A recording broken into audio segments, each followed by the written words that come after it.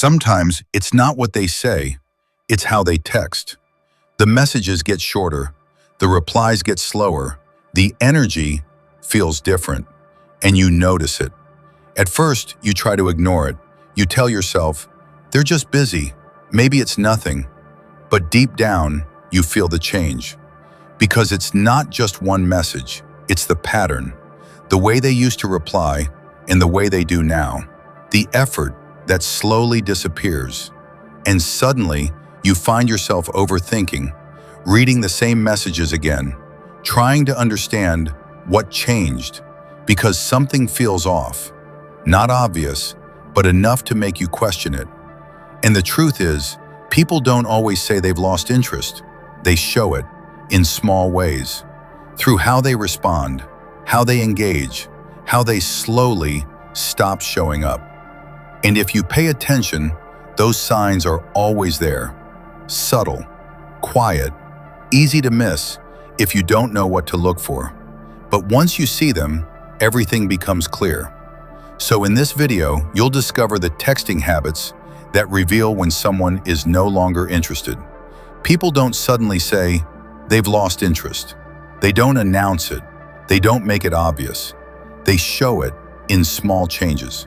Because texting is more than words. It's effort, it's attention, it's intention. And when someone is interested, you feel it. In the way they reply, the way they engage, the way they keep the conversation alive. But when that interest fades, the words might stay the same, but the energy changes. The effort drops, the presence weakens, and those small changes start to add up. Because people don't read words, they read patterns, consistency, timing, effort, and when those patterns shift, you feel it immediately. Not always consciously, but emotionally. Something feels off, not because of what they said, but because of how they showed up. Less attention, less engagement, less presence. And that's where the truth is, not in their words, but in their behavior. And if you pay attention, the signs are always there. Not loud, not obvious, but clear once you stop ignoring them. Not in what they say, but in how they show up or stop showing up. Sign number 1, their replies become slower and less consistent. At first, it feels small, almost unnoticeable. They take a little longer to reply. You don't think much of it. People get busy, things come up.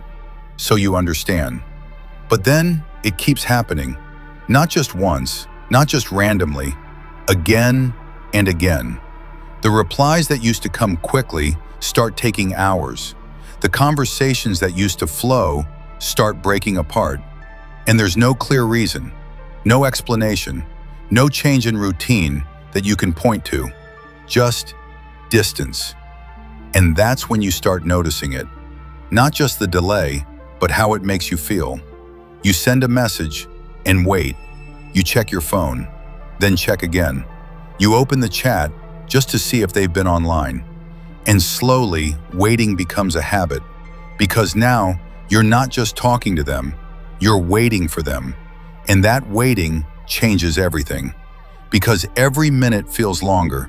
Every hour feels like a signal. Why haven't they replied yet? Did I say something wrong? Are they losing interest? And your mind starts filling in the gaps, because silence always creates questions. But then they reply, short, normal, like nothing happened. And in that moment, you feel relief, because the waiting ends. So you reply back quickly, trying to keep the conversation alive, trying to bring back what it used to feel like. But the pattern stays the same. They reply when it suits them, not when you're engaged, not when the conversation matters, but when it's convenient. And this is where the psychology matters, because responsiveness reflects priority. When someone values the connection, they make time. They respond. They stay present. Not perfectly, but consistently. But when that consistency disappears, so does the priority, and you feel it. Not directly, but through the delay, through the silence, through the inconsistency. And that inconsistency creates emotional tension because you never know when they'll reply. So you start thinking about it more, checking more, waiting more, not because you want to, but because the pattern pulls you in. And without realizing it, your attention shifts from living your life to watching your phone, from being present to waiting for a message. And that's when it becomes clear. It's not just slow replies, it's a shift in how much they value the connection. Because people don't lose interest loudly, they show it quietly, through less effort, less presence, less consistency. So if someone who used to respond quickly now takes hours, without reason, without consistency, pay attention to that. Because decreased responsiveness is rarely accidental. It's a signal, a quiet one, but a clear one. Sign number 2, their messages become dry and low effort. At first, it's not obvious. They still reply, they're still there, but something feels different. The conversations don't feel the same. The energy is missing. You send something thoughtful, and they reply with, "Okay." You try to continue, and they say, "Yeah," short, flat, closed. No emotion, no curiosity, no effort to keep it going. And you notice it because before, it wasn't like this. There was flow, there was engagement, there was interest. They asked questions, they added to the conversation. They made it feel alive.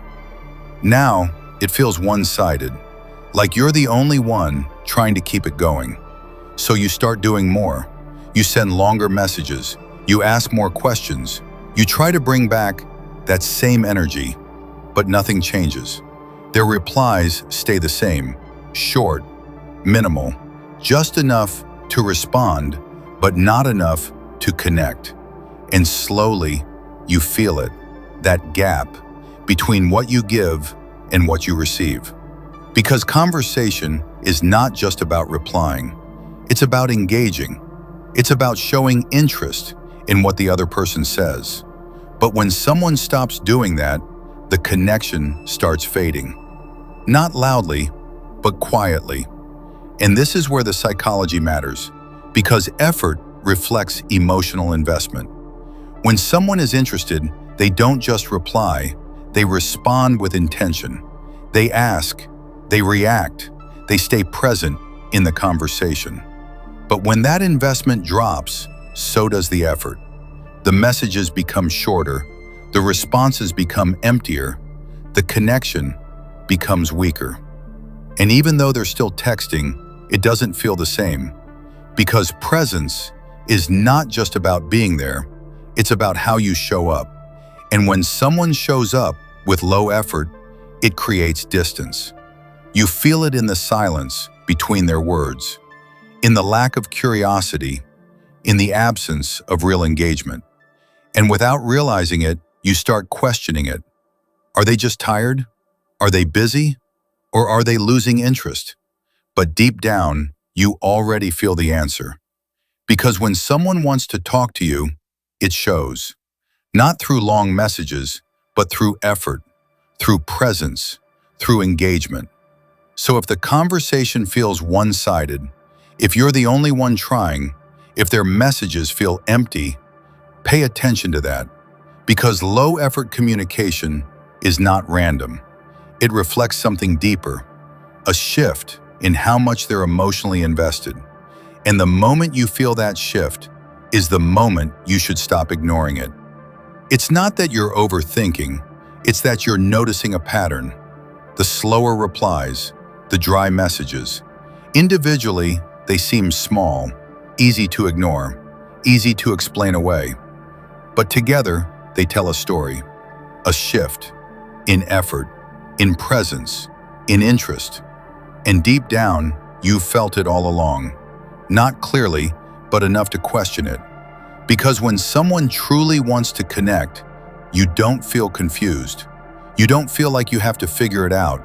You feel it in the consistency, in the effort, in the way they show up. But when that disappears, the confusion begins. And that confusion is not random. It's a signal that something has changed. And the moment you stop ignoring it, everything becomes clear. The moment someone stops putting effort, you should stop overinvesting. Not out of ego, not out of anger, but out of self-respect. Because your time, your attention, your energy are valuable, and they should not be given where they are not returned. You shouldn't have to chase basic effort. You shouldn't have to question whether someone wants to talk to you. The right connection won't make you feel that way. It won't make you overthink. It won't make you wait endlessly. It won't make you carry everything alone. It will feel mutual, natural, clear. So if something in this video made you pause, made you reflect, made you see things differently, don't ignore that. And if you want to understand people, patterns, and psychology on a deeper level, make sure to subscribe, because the more you understand, the less you chase confusion, and the more you choose what truly feels right.